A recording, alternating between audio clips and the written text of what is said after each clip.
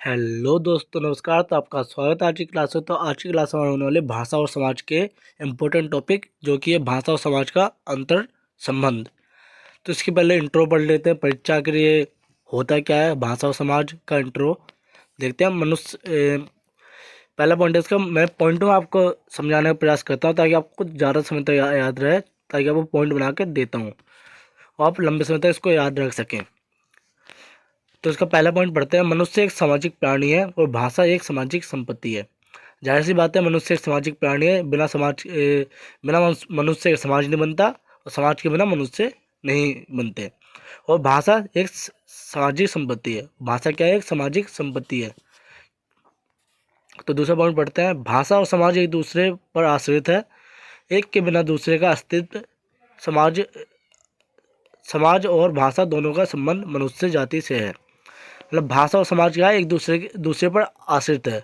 अगर भाषा होगी तो समाज होगा, और समाज नहीं होगा तो भाषा नहीं होगी। इस समाज के जरिए ही भाषा का निर्माण होता है, क्योंकि एक व्यक्ति द्वारा कभी भाषा निर्माण नहीं होता। जब दो लोग आपस में मिलते हैं, दो से अधिक लोग आपस में मिलते हैं, तो अपने विचारों और व्यवहारों का आदान प्रदान करते हैं, उसी को भाषा कहते हैं। तो समाज और भाषा दोनों का संबंध मनुष्य जाति से है, और समाज और भाषा का संबंध किससे? मनुष्य से है, क्योंकि मनुष्य जाति ही भाषा का प्रयोग करती है, ना कि कोई जानवर। ज़्यादातर भाषा या लिपि का प्रयोग एक मनुष्य द्वारा ही किया जाता है। भाषा के बिना भी समाज की संभावना होती है। मतलब भाषा के बिना भी समाज होता है, परंतु भाषा के बिना समाज हो सकता है, लेकिन उसका कोई अर्थ और मूल नहीं होगा। मनुष्य जाति के साथ ऐसा हुआ होगा कि मनुष्य ने अपने विकास क्रम में भाषा का ज्ञान अर्जित किया होगा। ये सत्य है। जब मनुष्य पैदा हुआ, एक बंदर के रूप में ही तो पैदा हुआ था। एक बंदर था, उसके बाद धीरे धीरे इंसान बना। वो भाषा से पहले इशारों का प्रयोग करता था। धीरे धीरे भाषा का विकास हुआ समाज में इशारों के बाद। तो भाषा से पहले मनुष्य जाति वाग ध्वनि बेइशारों के माध्यम से वार्तालाप या संप्रेषण करता था। तो जब भाषा नहीं थी तो भाषा से पहले पहले मनुष्य जाति क्या करती थी? अपने इशारों या वाग ध्वनि से एक दूसरे से संपर्क करती थी और वार्तालाप करती थी। भाषा की जरूरत सामाजिक संबंधों की आवश्यकता के लिए आवश्यक है। भाषा की जरूरत क्यों है? सामाजिक संबंधों की आवश्यकता के लिए आवश्यक है। और एक दूसरे संबंध बनाने के लिए या एक दूसरे की विचारों को दूसरे तक पहुंचाने के लिए भाषा की आवश्यकता है। इसी के विपरीत भाषा के अस्तित्व को समाज के बिना स्वीकारना असंभव प्रतीत होता है। इसी के विपरीत क्या है? भाषा के बिना समाज को स्वीकारना असंभव सा प्रतीत होता है। कहना मतलब हम एक भाषा के बिना किसी भी समाज का निर्माण नहीं कर सकते। उसके लिए कोई ना कोई भाषा की आवश्यकता पड़ती है। भाषा के जरिए समाज का विकास होता है। इसलिए दोनों का तालमेल क्या है? बैठा हुआ है। यदि समाज के बिना भाषा है तो वह भाषा अनौचित्यपूर्ण और उद्देश्यहीन होगी।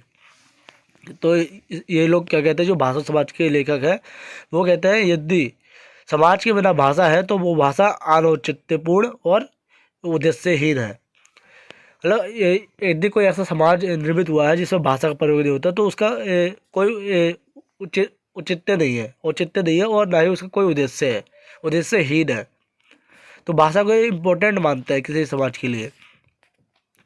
भाषा की मूल प्रकृति मानव की मन की मूल प्रकृति से अवस्थित है। भाषा की मूल प्रकृति किससे जुड़ी हुई है? मनुष्य की मन से। मानव स्वयं एक सामाजिक प्राणी है। मानव द्वारा ही समाज का निर्माण होता है। मानव क्या है? स्वयं एक सामाजिक प्राणी है, और मानव के द्वारा ही समाज का निर्माण हुआ है, और समाज के जरिए एक भाषा का निर्माण हुआ है। पढ़ते भाषा और समाज का अंतर संबंध क्या है? दोनों में अंतर संबंध आखिर है क्या? अभी तो ये इंट्रो पढ़ा हमने, यानी परिचय पढ़ा कि आखिर भाषा और समाज क्या है और वे आपस में कैसे तालमेल बिठाते हैं। अब उसका पहला पॉइंट पढ़ते हैं। भाषा एक सामाजिक यथार्थ है जो व्यक्ति को उसके समाज से जोड़ती है और उसकी सामाजिक अस्मिता का निर्धारण करती है।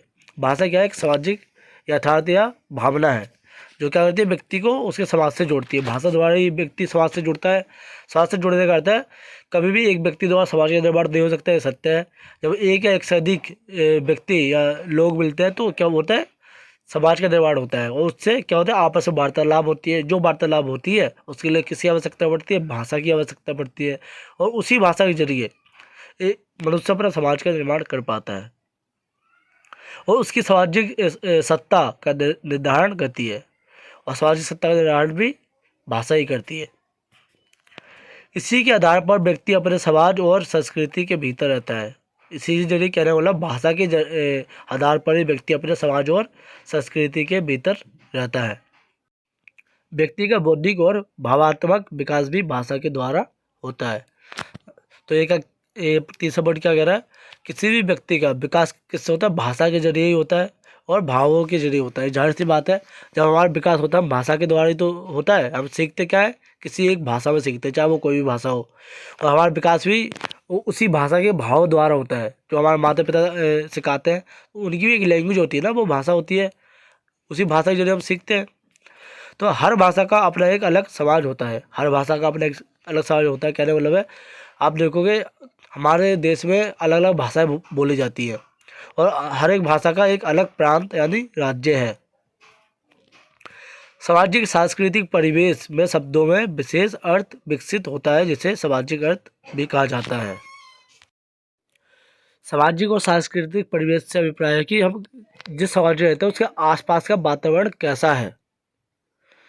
तो ये कहते हैं सामाजिक सांस्कृतिक परिवेश में शब्दों में विशेष अर्थ और विकसित होता है, जिससे सामाजिक अर्थ भी कहा जाता है। जो कहने वाला, जब हम किसी समाज में रहते हैं तो उसमें क्या कहते हैं, जिस शब्दों का प्रयोग करते हैं उसमें आसपास रहने वाले लोग या हम जिन शब्दों का प्रयोग करते हैं उनका एक सामाजिक अर्थ विशेष रूप से अलग हो जाता है। उदाहरण के लिए बोलूँ तो तू, तुम और आपका व्याकरण दृष्टिकोण एक ही है, परंतु सामाजिक दृष्टिकोण अलग है।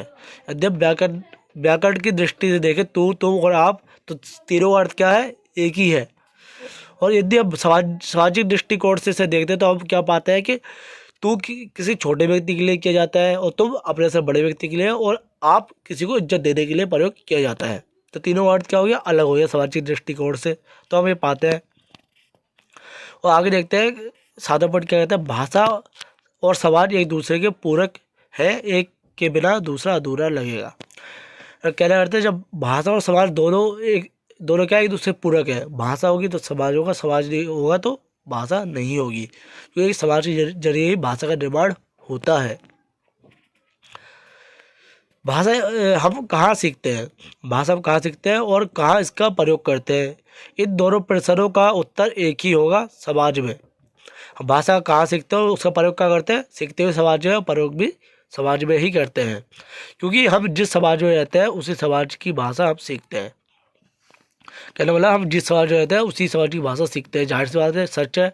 अब जैसे माहौल और वातावरण रहोगे वैसा ही सीखोगे, उसी माहौल में ढल जाते हो, ये सच्चाई है। और आप इंडिया की जगह किसी और देश में पैदा हुए होते तो अब उस माहौल की तरह व्यवहार होता आपका, और वहाँ की आपकी लैंग्वेज होती, यानी भाषा होती। भाषा को सीखने के लिए समाज का परिवेश बहुत महत्व होता है। परिवेश से तात्पर्य है उस समाज का माहौल, आसपास का वातावरण आखिर क्या है। परिवेश का अर्थ है जिस समाज में हम रहते हैं उसी व्यवस्था और उसके मूल्य और उसकी संस्कृति, उसके लोग आदि। अब परिवेश अर्थ क्या है, जिस समाज में रहते हैं वहाँ के लोग, वहाँ के मूल्य, वहाँ की संस्कृति, वहाँ की व्यवस्था से है। परिवेश के आधार पर हम भाषा अपना रूप विकसित करती है और अपनी अलग पहचान बनाती है। परिवेश के आधार पर, यानी कि जिस समाज में रह रहे हैं उसके माहौल के आधार पर भाषा अपना निर्माण करती है और अपने आप को विकसित करती है और अपना एक अलग पहचान बना लेती है। जैसे इंडिया में रहते हैं तो इंडिया की भाषा क्या है, हिंदी, मूल रूप से हिंदी है। और अमेरिका की क्या है, इंग्लिश। ब्रिटेन की क्या है, इंग्लिश। ठीक है, तो आगे बढ़ते, उदाहरण के लिए दो भिन्न परिवेशों में विकसित भाषाएं, मतलब दो अलग वातावरण में विकसित भाषाएं, हिंदी और अंग्रेजी। हिंदी भाषा समाज रीति रिश्तों के हर संबंधों को महत्व देता है। जो हिंदी है वो समाज के हर संबंध को महत्व देती है। कैसे, जैसे भिन्न भिन्न शब्दों के शब्द हैं, जैसे मासी, बुआ, ताई, चाची, मामी आदि। और जबकि अंग्रेजी भाषा की बात करें तो अंग्रेजी भाषा में क्या है, सभी के लिए एक ही शब्द का प्रयोग किया जाता है, संबंधों के लिए कोई महत्व नहीं है। अंग्रेजी भाषा में सबको क्या बोला जाता है, आंट यानी आंटी बोला जाता है। आगे बढ़ते हैं, भाषा का प्रयोग एक अकेला व्यक्ति नहीं कर सकता, उसके लिए वक्ता और श्रोता दोनों ही अनिवार्य होते हैं। इस प्रक्रिया को वार्तालाप कहते हैं। अब कहने का अर्थ है, भाषा किसी एक व्यक्ति द्वारा प्रयोग में नहीं आती। भाषा का प्रयोग करने के लिए हमें एक या एक से अधिक व्यक्ति की आवश्यकता पड़ती है। एक वक्ता की, एक श्रोता की। वक्ता यानी बोलने वाला, श्रोता यानी कि सुनने वाला। जाहिर सी बात है। तर्क देना, बहस करना, सहमति जताना, असहमत होना और आदि वार्तालाप को गति देते हैं। मतलब वार्तालाप को रोज गति देता है।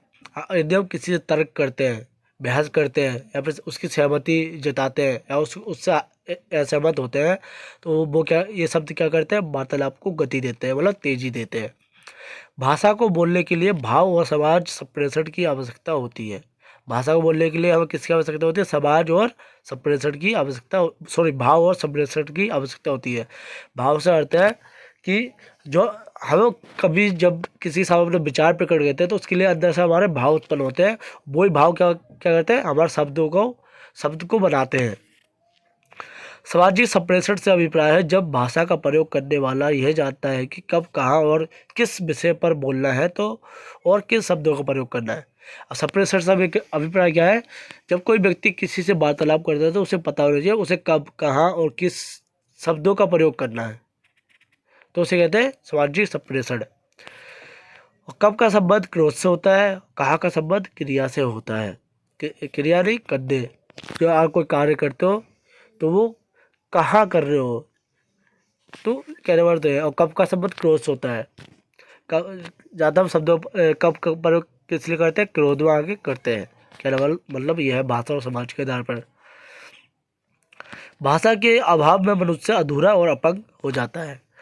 भाषा के अभाव में क्या हो जाता है, मनुष्य अपंग हो जाता है। जब ये कहने वाला होता है, यदि आप भारत में रहते हो और आपको कोई ऐसे देश में छोड़ दिया जाए जहाँ की आप भाषा नहीं जानते हो, तो उनके लिए तो आप एक तरह से अपंग हो, दिव्यांग हो। आप इतना गूंगे हो क्योंकि आपको पता ही नहीं क्या बोलना है और क्या जवाब देना है। तो ये आपका भाषा और समाज का अंतर संबंध था, जो आपका इम्पोर्टेंट टॉपिक है, जो आपको अच्छे से लिख के आना है। आई होप कि आपको ये पॉइंट समझ आ गए होंगे। इन पॉइंट से आप अनेक पॉइंट बना सकते हो। मनगढ़ंत है, हिंदी है, आप तो कुछ भी बना सकते हो। हिंदी में बच्चों का टैलेंट बहुत होता है क्योंकि आपकी मातृभाषा ही हिंदी है। तो धन्यवाद, मिलता है आपको नेक्स्ट वीडियो में।